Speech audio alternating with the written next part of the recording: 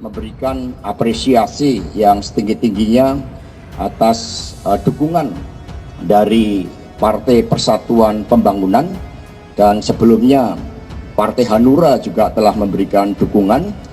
3 hari yang lalu saya sudah bertemu dengan Bapak Usman Sabta, Ketua Umum dari Partai Hanura, menyampaikan salam dari Ibu Megawati Soekarno Putri dan juga dibahas bagaimana dukungan dari Hanura tersebut. Partai Demokrasi Indonesia Perjuangan belum menentukan sosok bakal calon wakil presiden pendamping Ganjar Pranowo dalam kontestasi Pilpres 2024. Konsep kerjasama politik dengan sejumlah partai pengusung Ganjar seperti P3 dan Partai Hanura akan diperkuat sebelum menentukan cawapres.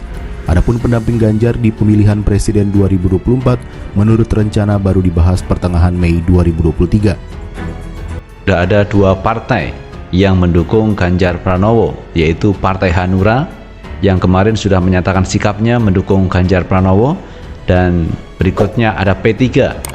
P3 juga mendukung Ganjar Pranowo untuk maju di 2024. Tetapi kalau kita lihat 2 partai yang mendukung ini seperti Hanura, P3 ini suaranya kecil di parlemen. Jadi apakah ini memberikan efek yang cukup pesat kepada Ganjar?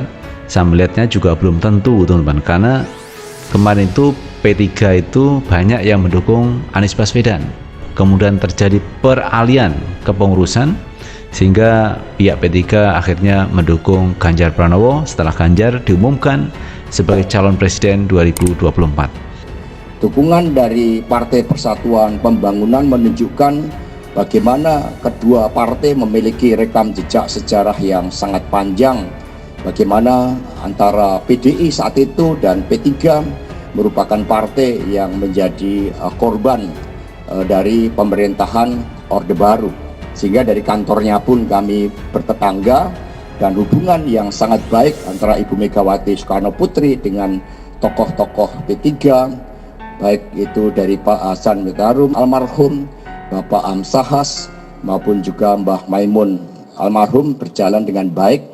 Apalagi kalau kita lihat spirit dari P3 yang memberikan dukungan kepada Pak Ganjar untuk mendorong bagaimana prinsip-prinsip amar ma'ruf nahi mungkar itu dapat dikedepankan di dalam kebijakan pemerintahan. Sekretaris Jenderal PDIP Hasto Kristianto pada Kamis 27 April 2023 di Jakarta menyebut dalam beberapa hari ke depan PDIP, P3 dan Partai Hanura akan memetakan strategi politik menghadapi pemilu anggota legislatif pada pemilu 2024 karena pendaftaran calon anggota legislatif dimulai pada 1 hingga 14 Mei 2023. Setelah itu barulah mereka akan membahas pendamping Ganjar. Sementara itu, Menteri Pariwisata dan Ekonomi Kreatif Sandiaga Uno yang disebut sebagai salah satu calon kuat bakal cawapres dalam Pilpres mendatang bertemu dengan Ganjar Pranowo dalam rapat tim percepatan akses keuangan daerah se-Jawa Tengah di Kota Semarang Kamis siang. Seusai pertemuan itu, Ganjar ditanyai terkait kecocokan antara dirinya dan Sandiaga sebagai capres dan cawapres. Kalau kita lihat Sandiaga Uno saat ini menjadi menteri di kabinet Presiden Jokowi. Dia diangkat menteri tentu berangkat dari Partai Gerindra, karena Sandiaga Uno ini representasi dari Partai Gerindra. Tetapi belum selesai menjalankan tugas sebagai menteri, ini Sandiaga Uno mengundurkan diri dari Gerindra. Ini saya pikir sesuatu yang aneh dalam politik yang dilakukan oleh Sandiaga Uno, karena Sandiaga Uno berasal dari Gerindra tetapi sekarang mundur dari Gerindra tetapi jabatannya masih menjadi menteri. Karena Pak Jokowi menyebut cocok juga, bisa juga kalau Sandiaga Uno ini menemani Ganjar Pranowo di Pilpres 2024. Dan pihak Ganjar Pranowo juga sudah mengatakan cocok juga kalau berdampingan dengan Sandiaga Uno. Tetapi ini masih satu statement, teman-teman, belum statement yang lain. Misalkan Ganjar Pranowo diusung bersama Erick Thohir, ini juga bagus juga, teman, karena Erick Thohir ini sebagai menteri juga di kabinet Presiden Jokowi. Erick Thohir juga punya pengalaman di luar sana sebagai pebisnis dan banyak kelebihan dari Erick Thohir. Itu adalah rencana-rencana atau program-program dari Pak Ganjar Pranowo untuk berdampingan dengan siapa di Pilpres 2024. Kalau Pak Ganjar ya ingin menggandeng Pak Sandi, tentu Pak Sandi ya dari kelihatan dari bajunya sudah hijau begitu kan. Akankah dia masuk ke P3? Itu yang menjadi pertanyaan hari ini. Saya kira dari beberapa statement dari analisis politik ya mengatakan bahwa Pak Sandi akan berlabuh ke P3 begitu. Dia akan didorong menjadi wakilnya Pak Ganjar karena satu-satunya ya yang mendukung Pak Ganjar, saya kira sudah kelihatan bahwa P3 akan maju untuk bersama PDIP di situ begitu ya. Jadi PDIP itu butuh koalisi partai Islam yang kemudian menjadi cikal bakal ya sebagai dorongan ya surat suara di masyarakat begitu ya. Basis-basis Islam ini ya tidak lupa bahwa ya punya kepentingan besar begitu kan, punya suara besar begitu, apalagi P3 begitu ya. Saya rasa kalau jadi menjadi wakilnya Pak Ganjar, maka otomatis orang akan berspekulasi kok Pak Sandi ya loncat sana loncat sini, kan begitu logikanya begitu. Saya rasa, saya yakin dan saya yakinnya analisis saya masih tergiang-giang ya melihat Pak Sandi ya yang kemudian banyak uangnya bisa saja masuk ke menjadi wakilnya Pak Ganjar. Saya kira inilah yang tokoh nasionalis dengan tokoh agamis itu dipersatukan di situ begitu ya. Sama dengan Pak Jokowi dengan Ma'ruf Amin begitu ya. Ya, pada hakikatnya ini menunjukkan bahwa tantangan besar kepada Pak Prabowo begitu. Jadi kalau memang Pak Sandi ya keluar karena ingin menjadi wakil presiden, orang akan berspekulasi seperti itu seolah-olah Partai Gerindra dikhianati begitu ya.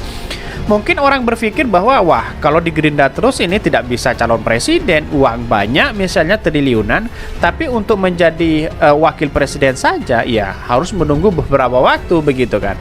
Karena ketua umum ini maju begitu seperti Pak Prabowo, bisa saja berspekulasi seperti itu di luar sana begitu. Tetapi melihat di 2019 ketika Pak Prabowo dengan Pak Sandi pada waktu itu, bahkan melihat di tatanannya Pak Sandi yang banyak berkorban begitu kan ya. Ya sama sebenarnya sih menjadi wakil presiden itu harus berkorban karena dia elektabilitasnya rendah begitu kan. Apalagi seorang wakil harus mengeluarkan uang banyak begitu kan ya. Karena nyatanya ini menunjukkan bahwa politik ini tidak lepas dari situ begitu kan. Melihat ini bisa saja ya oligarki itu berperan di situ begitu ya. Tapi wallahu alam, melihat realitasnya bagaimana cara kita menang di situ begitu kan. Pak Sandi bisa dikatakan sebagai kutu loncat sana loncat sini begitu ya. Dan bahkan ini disebutkan bahwa Menteri Pariwisata dan Ekonomi Kreatif itu mengaku sempat bicara ya empat mata dengan Ketua Harian DPP ya Partai Gerindra. Tadi saya sempat ngobrol tertutup sama Bang Dasko, saya sampaikan beberapa pemikiran ya.